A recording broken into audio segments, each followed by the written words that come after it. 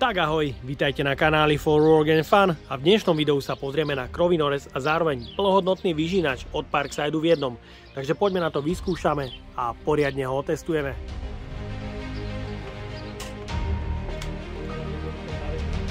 Krovinorezu FS.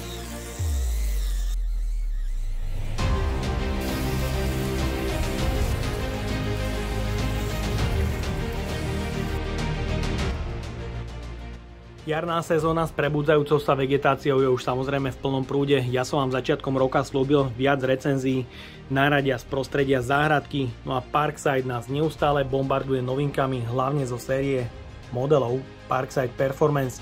Dnes tu mám krovinorez a zároveň vyžínač v jednom s modelovým označením PPF-SA 40 LI-A1. Je to teda stroj na dve 20V batérie 5-ročnou zárukou a poháňa ho výkonný brushless motor. Ten krovinorez vyzerá naozaj celkom plnohodnotný stroj, pretože tu máme dve madlá a zároveň sa dá osadiť žacia hlava pre silón s priemerom silónu 2,4 mm, s priemerom záberu 34 cm a zároveň môžete osadiť nôž pre kosenie hrubších porastov, ktorého priemer záberu je 25 cm. Takže v balení máme ešte takú malú drobnosť, popruh pre zavesenie cez pleco, ktorý vyzerá byť celkom plnohodnotný. Takže poďme na to, odbalíme si ho.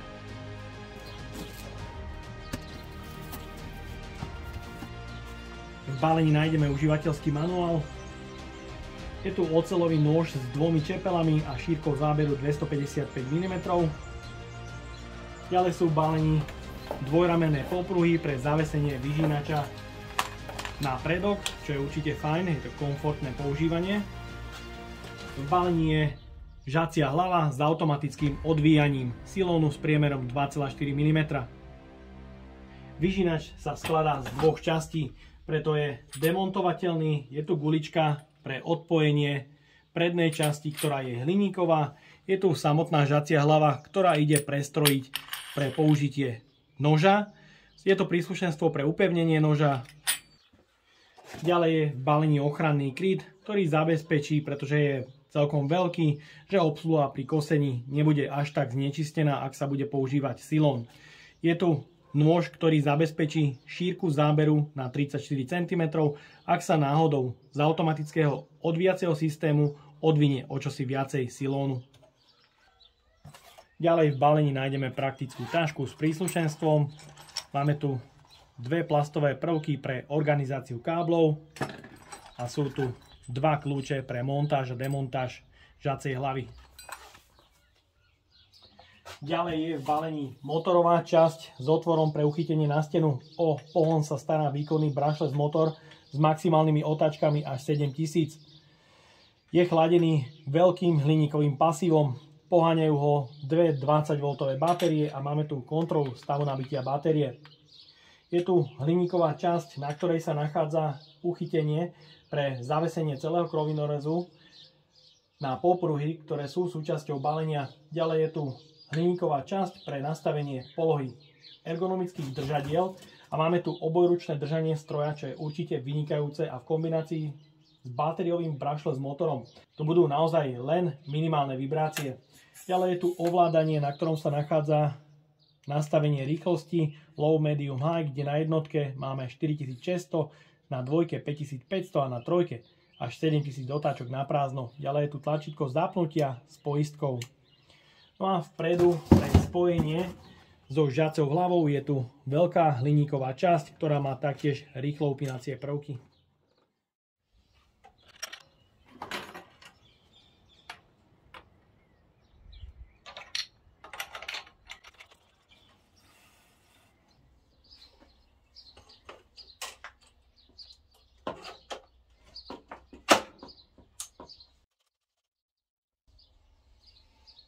To vyváženie teraz je samozrejme väčšia hmotnosť na žacej hlave.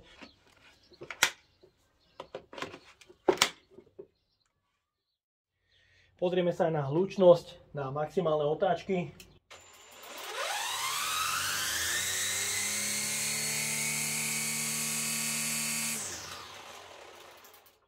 Hlučnosť chvíľkami aj 106 decibelov, čo je extrémne veľa pretože výrobca uvádza iba 90 decibelov. Pre vysokú hlučnosť som odpojil žaciu hlavu, aby som zistil, z ktorej časti vychádza ten nadmerný hluk, ale mne sa zdá, že je to práve zo žacej hlavy.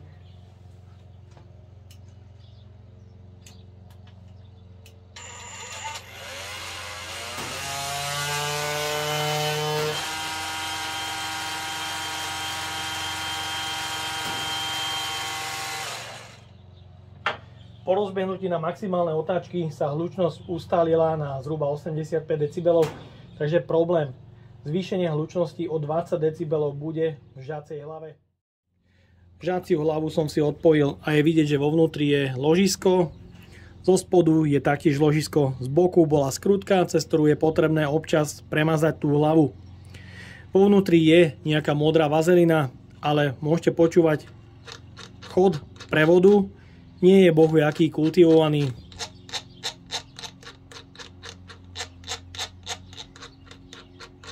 Takže vyskúšam to ešte trošku premazať a uvidíme. Takže podľa môjho názoru to premazanie nejak veľmi nepomohlo. Možno len tak trošičku. Ale taktiež som sa snažil premazať tento predĺžovák. Takže naniesol som dovnútra vazelínu. Je tam vo vnútri oceľový riadiel. No a hlučnosť po premazaní.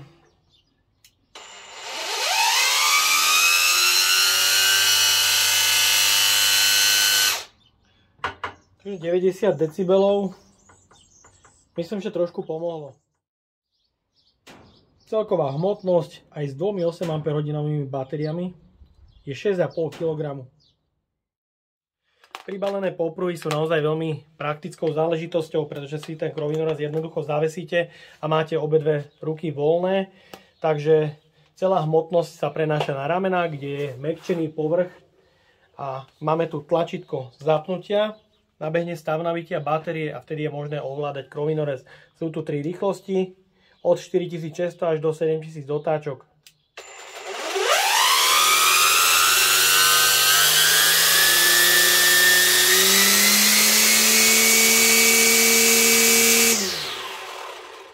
Určite ale odporúčam používať tlmiče sluchu a ochranu zraku. Krovinorez je teda pripravený na použitie, žacia hlava je premazaná, takže s tou hlučnosťou uvidíme, ako sa to bude správať.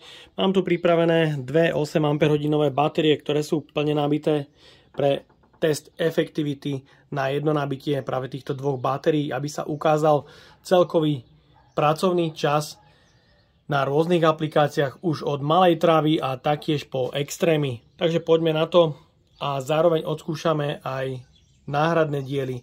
Žaciu hlavu pre štýl a taktiež šálku pre použitie noža od značky Štýl. Takže poďme na to.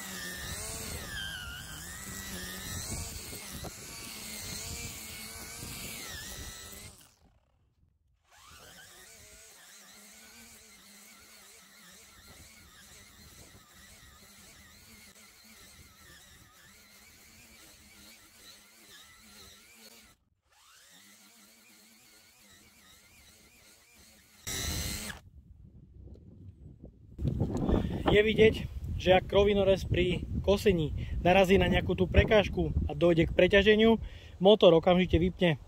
Je to náhrada namiesto spojky, pretože benzínové krovinorezy majú normálnu prekozovú spojku. V motorovej časti tu nič také nie je.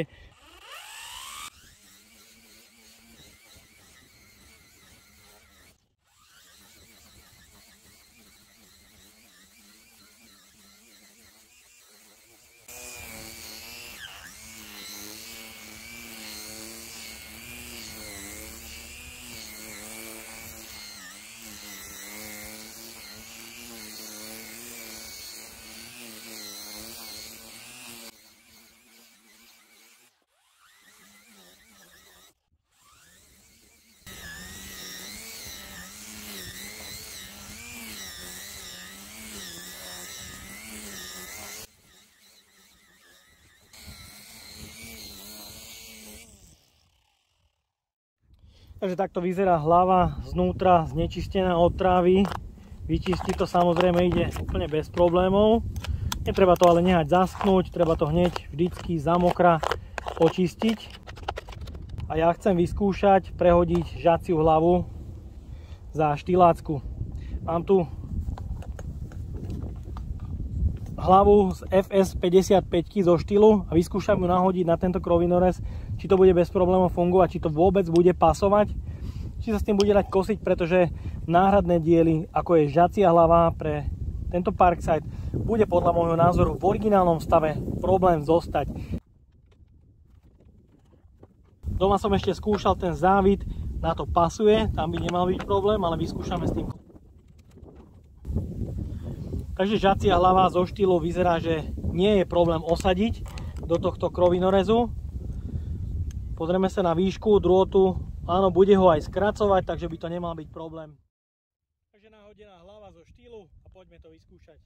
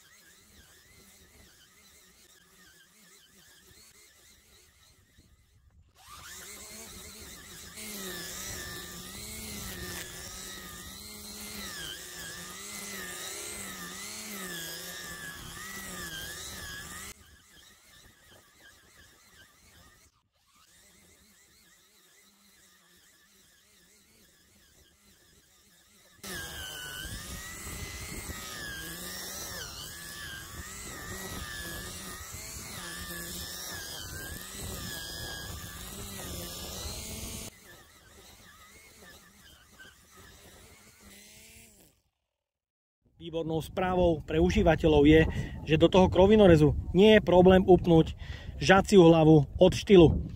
Šálku pre uchytenie práve dvojzubého noža.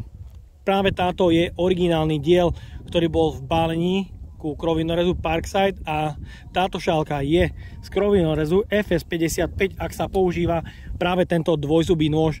Vyskúšame, či bude pasovať, pretože aj toto je spotrebný diel.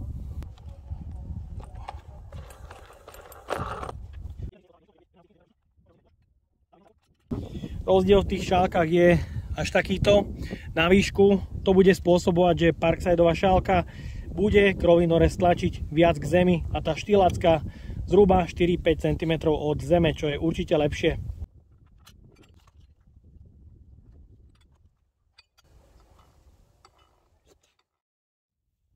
Takže nôž je osadený a poďme na to.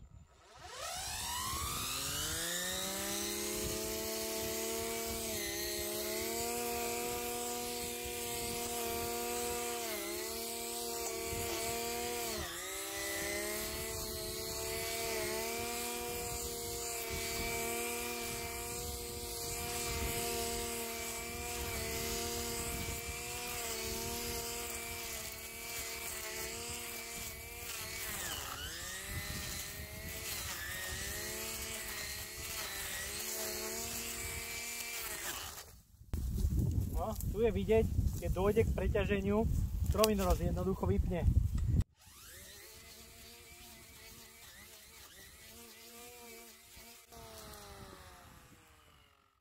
Stav nabitia zatiaľ ukazuje oranžovú a červenú. Znamená to, že sme niekde v polke kapacity batérie.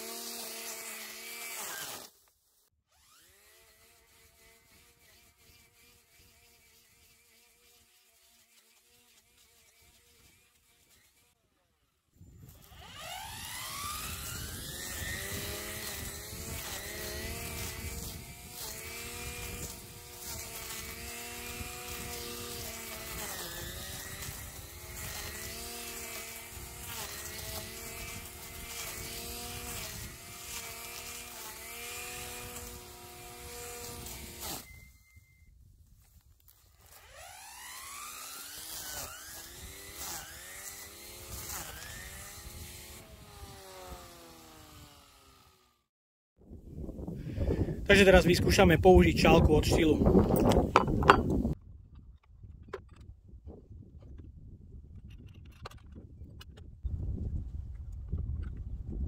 Takže pasovať to tam pasuje ako náhradný diel, myslím, že bude vynikajúci aj tento štýl náhradný diel.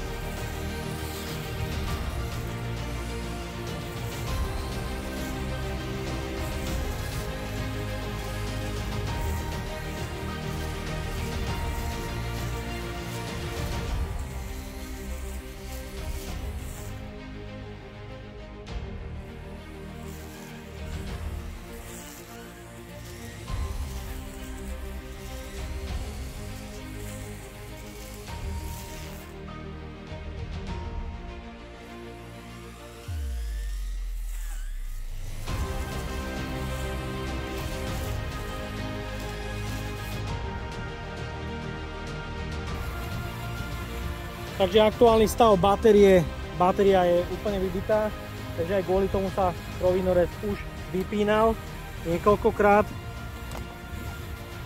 A aktuálne to svieti na oranžové, ale už to nevládze, už to zastavuje na takom veľkom poraste, to už má problém fungovať. A tu je vidieť, keď sa zapne motor, tak tie ledky sú už na červeno.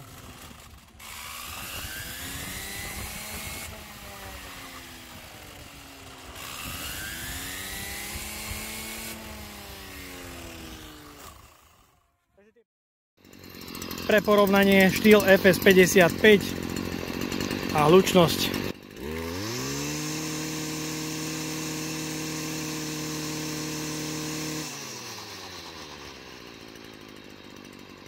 Takže tá hlučnosť je veľmi porovnateľná s batériovým krovinorezom. Je tu taktiež zjednodušená údržba, čiže stačí vám očistiť metričkou stroj a máte vysterané. Nie je potrebné meniť filtre alebo zmiešavať palivo. Po prípade sa to môže trošku namočiť.